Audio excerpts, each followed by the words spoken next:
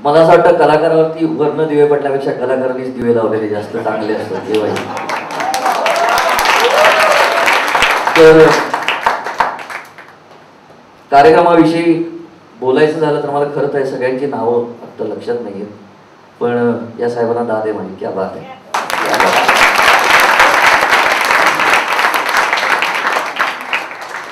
आणि मला सगळ्यात कार्यक्रम रंगला असं काय वाटतं, काय ना टाळ्या मनसमोराच्या पलीकडे एक कलाकाराचा स्वतःचा गाव असतो आणि तिथे उभं राहून कलाकारांनी आरशासमोर उभं राहून छान कला सादर करायची असते आणि तो स्वतःमध्ये रंगला की लोक त्याच्यामध्ये रंगतात. एवढं महत्वाचं सूत्र आहे. तर ते बघता या सगळ्यांच्या चेहऱ्यावरती जो काही प्रसन्न आपण बघत होतो ना भाव, ते कार्यक्रमाचं खरं यश असं मला वाटतं.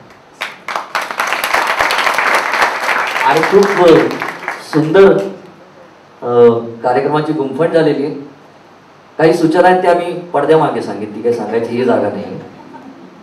त्यामुळे शुभेच्छा देतो आणि निवेदन पण खूप छान चाललंय. नचिकेतचं अभिनंदन. आणि ह्या कोण पाहिजे काय माहिती नाही, फारच चांगले वाचतायत त्या. आणि तिला तुम्ही पूर्वी शुभेच्छा दिल्या, तर छान कविता वाचतेस तू. आणि मागे तिच्या कविता वाचल्या त्याच्यानंतर खूप छान अजून प्रगल्भाकडे चालल्या तिच्या कविता, प्रगल्भतेकडे. फक्त एवढी शुभेच्छा देतो जाताना की या कार्यक्रमाची संख्या जशी वृद्धिंगत होत जाईल तसा यातला आशय सुद्धा अजून वृद्धिंगत व्हायला हवा. याच्यामध्ये अजून कंटेंट खूप छान प्रकारे तुम्हाला आणता येईल आणि तुम्हाला मला असं वाटतं की ती नॅक सापडली आता. तर ते अजून फुलवायचं कसं हे तुमच्या हातात आहे. त्याला काही अंत नसतो. मग याला या लिमिटपर्यंत जाऊन थांबलो असं नाही. तो कलाकाराचा जसा आतला शोध आहे त्याच प्रकारची ही भावना आहे. तर खूप शुभेच्छा देतो तुम्हाला सगळ्यांना. यांनी आत्ममधनं हसायला हरकत नाही.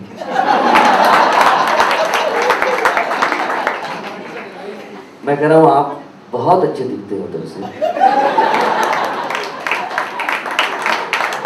अगर थोड़ा बहुत हंसते तो बहुत सारी लड़कियां भी है ऑडियंस में, खुश हो जाएंगी. आणि गिटार आहे असं वाद्य बघा ना, नुसतं हातात घेतलं तरी इम्प्रेशन पडतं. वाजवायचं तर पुढचंच आहे. हा पेटी घेऊन किती वाजवा किती बळवा तबला तो ही इमेज काय सुटत नाही.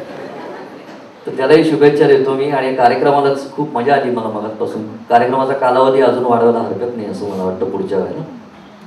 मनापासून शुभेच्छा सगळ्यांना. थँक्यू. येस, कधी कधी खूप छान वाटतात. मग ते आयुष्यात असो